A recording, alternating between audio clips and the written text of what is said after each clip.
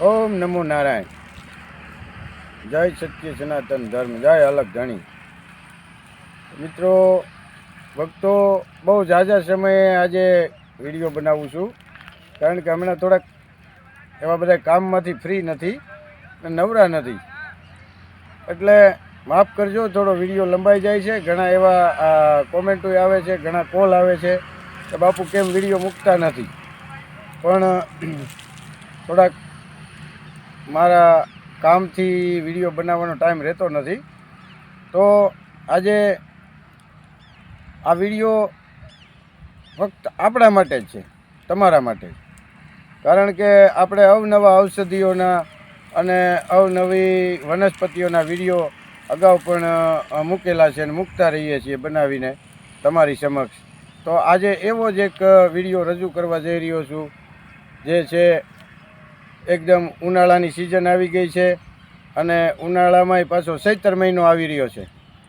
ચૈત્ર મહિનામાં અત્યારે આ એક ઔષધિ, જોકે તમારી આસપાસ બધી જ જગ્યાએ અત્યારે ચારે કોર જોવા મળે છે આ લીમડો. અને આ છે મિત્રો લીમડાના, આને તકમરિયા કહેવાય, કરમરિયા કહેવાય, લીમડાના ફૂલ પણ કહેવાય.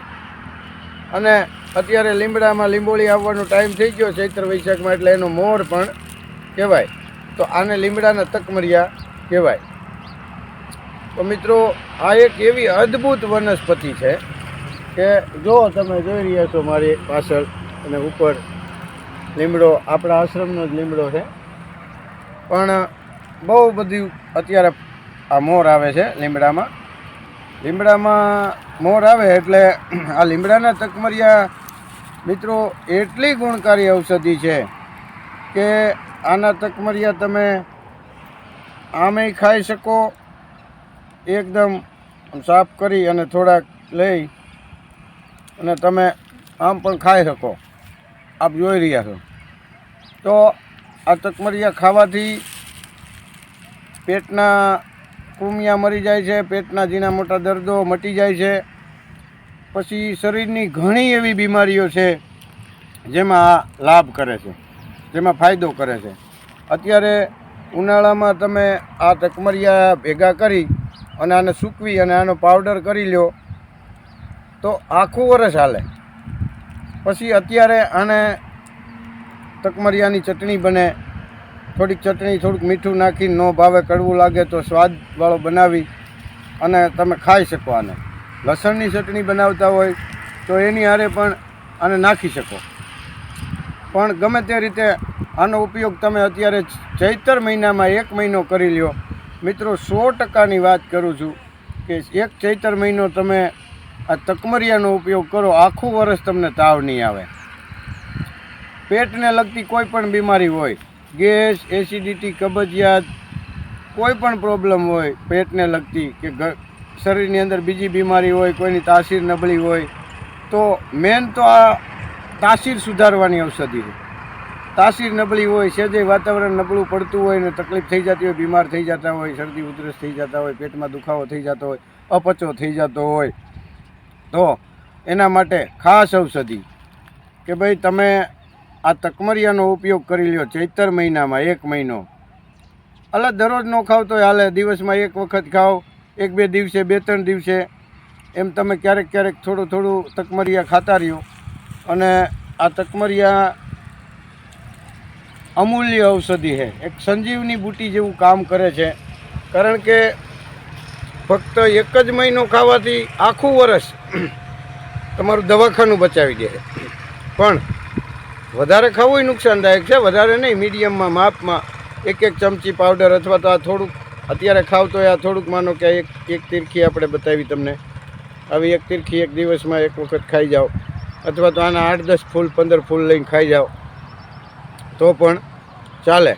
અને ભાવે તો વધારે પણ ખાઈ શકો, પણ તાસીરને હિસાબે ખાવાની. અને એવું નથી કે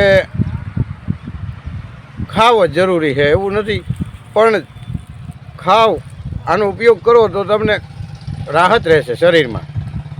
અને શરીરમાં રાહત રહેશે. પેટને લગતી કોઈ પણ બીમારી હશે, તમને પેટમાં દુખતું હોય, અવારનવાર ઝાડા થઈ જતા હોય, અવારનવાર પેટમાં દુખતું હોય, અપચો રહેતો હોય, ગેસ, એસિડિટી, કબજિયાત રહેતા હોય, હરસ મસા પખંદર સુધીમાં આ કામ કરે છે.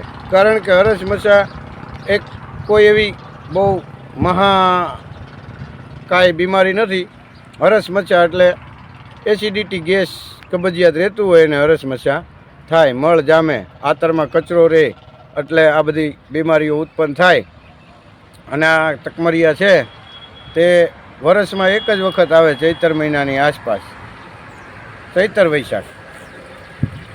માગસર પોષ ફાગણથી શરૂ થાય, ફાગણ, ચૈતર, વૈશાખ જોવા મળે છે, પછી ક્યારેય જોવા મળતા નથી. વર્ષમાં એક જ વખત લીમડામાં આ મોર આવે છે.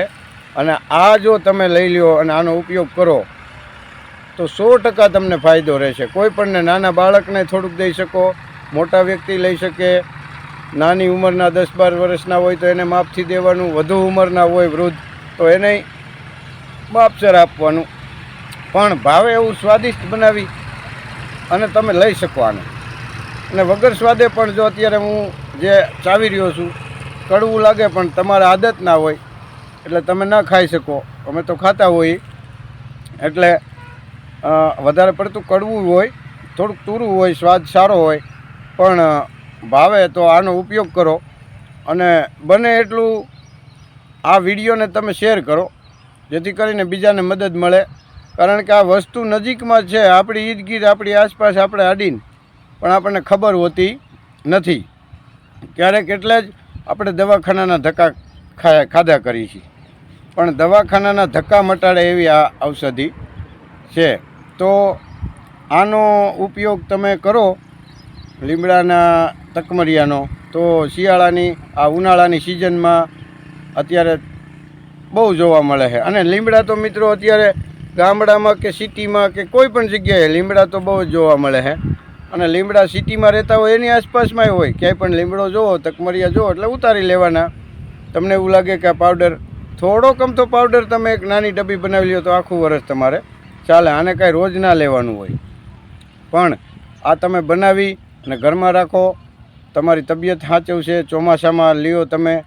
આ તો ખાસ અત્યારે અમે સ્ટોક કરીએ છીએ ચોમાસા માટે, કારણ કે ચોમાસામાં અપચાની તકલીફ વધારે પડતી રહેતી હોય છે. તો ચોમાસામાં બહુ સરસ ઉપયોગ આવે છે. ને અત્યારે તમે 1 મહિનો આનું આચરણ કરી લ્યો એટલે આખું વર્ષ તમને કોઈ પણ પ્રકારની બીમારી રહેશે નહીં. પેટને લગતી તો એક જરાય પણ નહીં. એટલે તો આયુર્વેદમાં કીધું છે પેટ સફા હર રોગ દફા, તો આ હર રોગ દફા કરે છે.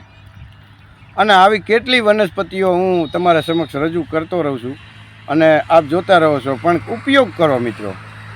અને કોઈ ઉપયોગ કરતા હોય તો કોમેન્ટ કરજો, જણાવજો. અને ના ખબર હોય તો કોમેન્ટમાં પૂછી લેજો કે આનો ઉપયોગ કેવી રીતે કરવો.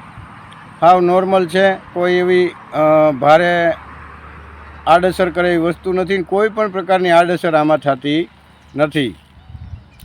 ફક્ત બીમારીઓમાંથી જ મુક્તિ અપાવે છે એવી આ એક વનસ્પતિ છે. તો લીમડામાં મેં અપાર અત્યારે જોયા આ તકમરિયા, અને હું તકમરિયા મેં થોડાક ખાધા એટલે મને વિચાર આવ્યો કે હું આ તકમરિયાનો પણ એક વિડીયો બનાવી અને મારા દર્શકો સુધી પહોંચાડું, જેથી કરીને મારા દર્શકોને આની જાણ થાય અને મારા દર્શકો આનો ઉપયોગ કરે તો એની તબિયતમાં પણ રાહત રહે.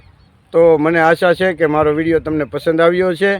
અને આ વિડીયોને વધુમાં વધુ શેર કરો, જેથી કરી અને બીજા લોકોને બીમાર રહેતા હોય, તાસીર નબળી હોય અને દવાખાનાના ધક્કા ખાતા હોય એવા લોકોને મદદ મળી રહે. તો જય અલખ ધણી, ઓમ નમો નારાયણ, જય સત્ય સનાતન ધર્મ.